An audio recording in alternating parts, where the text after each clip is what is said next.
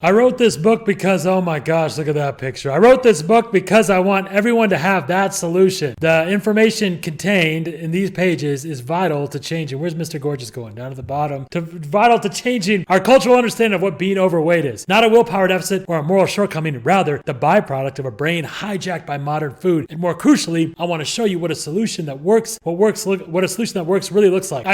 It's not about 6 small meals a day, or free days, or even lots of exercise. I will teach you about the bright lines, automatically, and support. Oh my God. I will teach you about bright lines, automaticity, and support. I will also, what's the next one? Bright lines are clear. I wasn't going through the other page. Bright lines are clear, unambiguous ways that you guys move Mr. Gorgeous on this side. Unambiguous boundaries that you just don't cross. Like a non-smoker just doesn't smoke. They work because they align how the brain works. You no longer have to feel lost or in a flood of confusing and contradictory information on how to eat or languish on the couch, overeating late into the evening, knowing you're choosing suicide on the installment plan. My gosh, when you eat bad, guys, check that out. You're choosing installment on the suicide plan, or feel like a weight is holding you back from finally living your dreams and being the person you were meant to be. Get ready to take back control of your brain and live your life as you never have before. Happy, thin, and free. Guys, how's it going? Azameo Rhymes and KO. This is a book review of Bright Line Eating, The Science of Living Happy, Thin, and Free by Susan Pierce Thompson. Guys, I've got so many questions on how to do a book review on these books about diet and things like that. We used to do the fight clubs and losing 100 pounds in 90 days. And a lot of books I read, honestly, they're not that. It's kind of BS. A lot of stuff they say. This is one of the few books that at least they talk about. At least she covers the idea of how sugar is the enemy. My one sentence summary: how to develop better mental rules to improve your eating habits, especially with sugar. Anybody who talks about diet and doesn't talk about how awful the average, they call it SAD, the standard American diet, the diet of sugar, and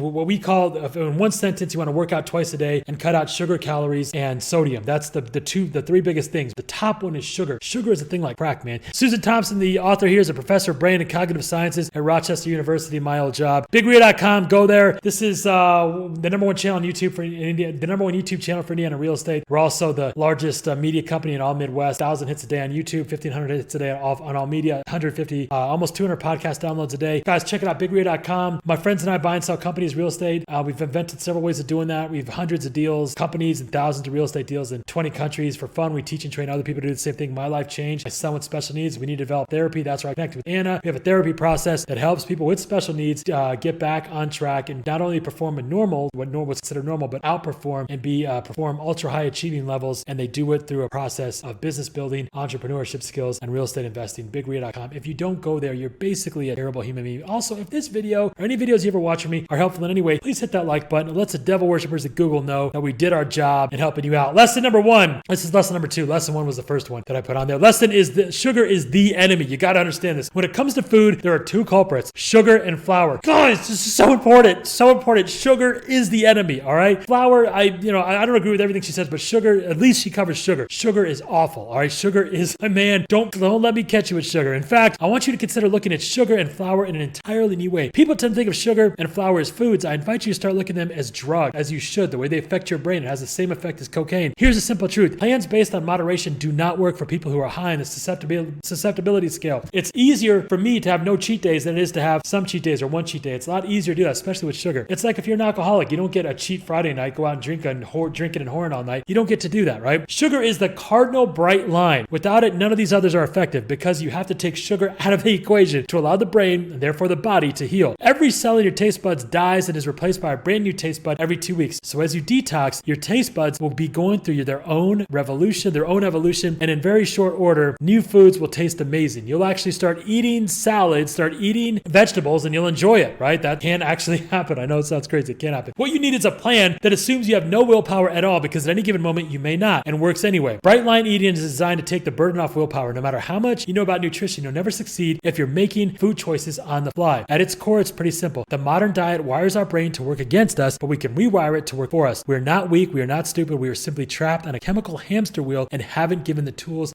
tools to get off until now. And you might think, what does this have to do with real estate? Guys, being a fat fuck isn't cool, man. You got to fix that. You got to make sure that your health, get your health stuff right. It'll fix everything else. The LC will talk to you. Do not listen. Do not listen to the LC. Know that it is the LC. We ask any one of my students why they're not rich, or anyone who's like struggling, so why are you fat? Why are you overweight? Why are you not where you want to be financially? Why are these things happening? Every one of them will tell you it's because the LC is taken over. It's important to know that. We've been talking about how eating the standard American diet, they call it SAD, can hijack and rewire your brain. That's SAD. It's like a famous thing, SAD. Everyone anyone that's not criticizing the standard American diet and is trying to talk to you about food, you should not listen to, because what there's all kinds of things about. Look up like the American Cancer Society, look up the American Diabetes Association, look up all these places, the American Medical Association, American Heart Association, the Arthritis Association. All these people, the top donors there are people that sell meat and dairy. That's why veganism, going vegan, which by the way is what we recommend for just about everybody. We've had miracles. People have gotten off all kinds of things. And also, in no way should any animal, any living being, no living being should be harmed for you to eat, right? That's the way it should be. And what this does, what we look at with the lot, especially in American media and the people that have influence over diets and over our media and what's told to us, this is what's healthy. Those sponsors are all meat producers, are all people that are not veganism. You know, I'm amazed at how many people we've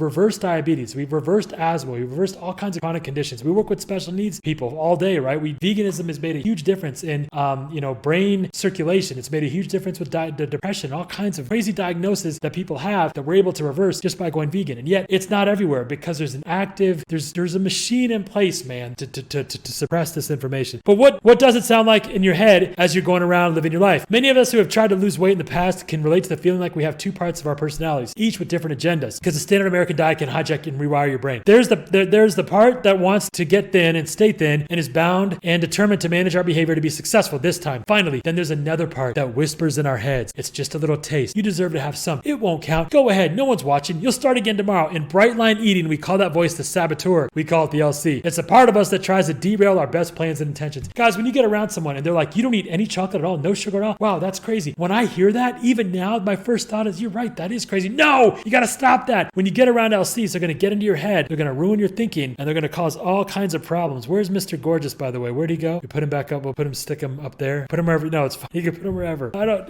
So bright lines, clear, simple, unambiguous boundaries that you just don't cross. We've arrived finally at the heart of the matter. The most important contribution of the bright lines is that they bridge the willpower gap. Bright lines give you clear rules for what you can and what you can't put in your mouth. And the result is that your eating choices become automatic. Automaticity, right? You don't have to think about them. There's no decision to make. It doesn't matter if it's 4 p.m. and you have a tray of donuts in front of you. You will stand there knowing exactly what you're going to eat next. And those donuts won't be it. Bright lines enable you to stop thinking about food and to start grappling with those 221 food-related choices a day we mentioned earlier. There's only one choice. Respect the bright lines. Bright line eating, as I've devised it, consists of 4 bright lines: sugar, flour, meals, and quantities. These are the bright lines that they use. These are decisions that you don't violate. You become the kind of person that you think you are. This is really interesting. Dr. Darrell Bem of Cornell University first posited self-perception theory in 1972. We've talked about this, and self-efficacy that came out in the 70s and 80s as well. It was a radical theory at the time. It said that we come to know who we are by watching our own behavior. Previously, the scientific community thought a self-knowledge drove our behavior. Most people still assume that we know who we are inherently and that we then pick behaviors in alignment with that sense of who we are, in alignment with our beliefs, values, attitudes, beliefs, and political leanings. Dr. Bem disagreed. His research showed that we form opinions about ourselves exactly as we form opinions about others by judging our behaviors. No difference. If a friend is always late, you will eventually decide they are not only an unpunctual person, but probably also a disrespectful one. You do the same to yourself. The idea here that she's talking about, that he was talking about, let's put Mr. Gord over there, is that it's not, when I hear this all the time from people like, oh, I'm just a fat fuck, or oh, I'm so bad at dieting or whatever. They become that person that they're thinking about. The reason we honor the bright lines and commit to living within them is we find that with consistency and structure, it makes us happy, thin, and free. More than that, they allow us to be the people that we strive to be and do more of the things that we want to do in our life. Our focus moves beyond food. We become self-actualized and engaged with the world. That is what we all want with our lives, what we want our lives to be about. The point here is that once something becomes automatic, it frees up tremendous cognitive resources for other things, and you don't have to think about the behavior at all to get it done. The best part in terms of staying true to the regimen is that it will eventually become uncomfortable when you don't do it. This is, if you've gone through our getting yourself addicted, choosing your addiction, that's where you want to be. At first, it's uncomfortable to do the thing. Eventually, it's uncomfortable to not do it. Eventually, it'll be uncomfortable. You'll feel it's easier for you to work out than to not work out. It's easier for you to eat vegetables than not eat vegetables. We can get addicted to anything. Anything can become automatic and ingrained. It'll be easier for you to stay on track and be vegan than to not be vegan. You'll actually change your taste buds because eventually, at first, yes, the taste is completely different. And when people are like, oh, you can have vegan sweets, there's no such thing as vegan sweets. Nothing tastes like cookies or nearly